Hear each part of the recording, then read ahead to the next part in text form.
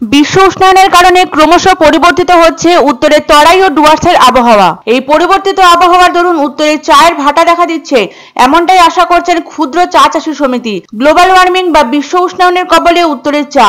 ক্রমে গোটা বিশ্বের চা প্রেমীরা বঞ্চিত হতে পারেন সুস্বাদু চায়ের আস্বাদ থেকে। এরকমই যদি চলতে থাকে অতি দ্রুতই বিলুপ্ত হবে সবুজ গালি চা। বিগত বেশ কিছু বছর ধরে উত্তরে তাপমাত্রা বৃদ্ধি, অনাবৃষ্টির কারণে মুখ থুবড়ে পড়েছে ডুয়ার্সের চা শিল্প। উত্তরের চা শিল্পের ক্রমাবনতির পেছনে প্রত্যক্ষ বা পরোক্ষ প্রভাব রয়েছে বিশ্ব উষ্ণায়ন ও আবহাওয়া পরিবর্তনের। সেসব সামলে চা শিল্প ঘুরে দাঁড়ানোর চেষ্টা করতেই ফের এবছর অত্যাধিক তাপমাত্রার কবলে ডুয়ার্সের চা। তেমন ভাবে দেখা মিলছে না ফার্স্ট ফ্ল্যাশ চায়ের। সেকেন্ড ফ্ল্যাশ যে চা উৎপন্ন হবে তারই 40% পাওয়া যায়নি সঠিকভাবে। 30 থেকে 33 ডিগ্রি সেলসিয়াস তাপমাত্রা চা চাষের জন্য প্রয়োজন, কিন্তু বর্তমানে উত্তরের চা বলয়ে উষ্ণতার পরিমাণ 38 থেকে 40 ডিগ্রি সেলসিয়াস।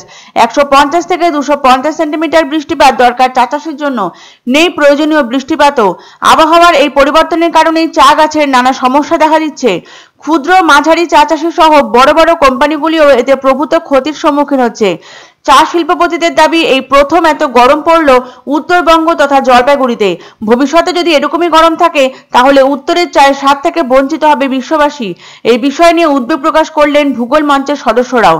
তাদের স্পষ্ট বক্তব্য, রীতিমতো অত্যাচার চালানো হচ্ছে পরিবেশের ওপর।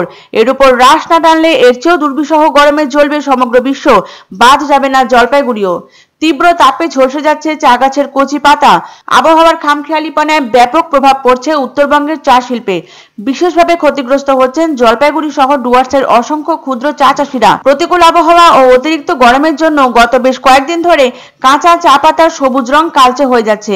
প্রায় বৃষ্টিহীন উত্তরে দাবদাহ এত বেশি যে মাটি ফেটে যাচ্ছে। তাপমাত্রা প্রায় 38 থেকে 39 ডিগ্রি। এহেন পরিস্থিতিতে চা শিল্পের অর্থনৈতিক মন্দা ও খারাপ প্রভাবের আশঙ্কা করছেন চা চাষের সংগঠনের সদস্যরা। চা শিল্পের উপর দাঁড়িয়ে রয়েছে উত্তরবঙ্গের অর্থনীতির মেরুদণ্ড, কিন্তু কয়েক বছর ধরে আবহাওয়ার খামখেয়ালিপনায় বারবার আঘাত নেমে আসছে শিল্পে। গত কয়েক বছর ধরে উত্তরবঙ্গে তাপমাত্রার পারদ চড়ছে। এতে শুধু ক্ষতি নয়, বিপর্যয়ের মুখে চা চাষ।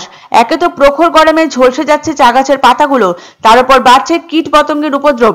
স্বাভাবিকভাবেই পাতা কমছে এবং চায়ের উৎপাদনও কমছে। Tea association of Indian north Bengal জোনের সেক্রেটারি সুমিত ঘোষ জানান, এমনিতেই নানা কারণে ক্ষতির মুখে উত্তরবঙ্গের চা শিল্প, তার উপরে তীব্র গরমে ক্ষতিগ্রস্ত হচ্ছে চা পাতা। এতে ক্ষতি হচ্ছে চায়ের গুণগত মানের। বিষয়টিতে কেন্দ্র ও রাজ্য সরকারের নজর দেওয়া উচিত। বর্তমানে পরিবেশে গভীরভাবে হ্রাস পেয়েছে গাছপালার সমাবেশ। শহরের যানজটের ফলে বাড়ছে বায়ু দূষণ। এই কারণে অভাব দেখা দিচ্ছে প্রয়োজন মতো বৃষ্টিপাতের। এই বৃষ্টিপাতের অপ্রতুলতার কারণেই বর্তমানে চা শিল্পের অস্তিত্ব সংকটমুখী। তীব্র গরম আর অতি স্বল্প বৃষ্টিপাতের কারণে নেতিবাচক প্রভাব পড়ছে চা শিল্পে। চা বাগানের সেকশনে আগের মতো ছায়াবৃক্ষ বা শেড-ট্রিও পরিলক্ষিত হয় না।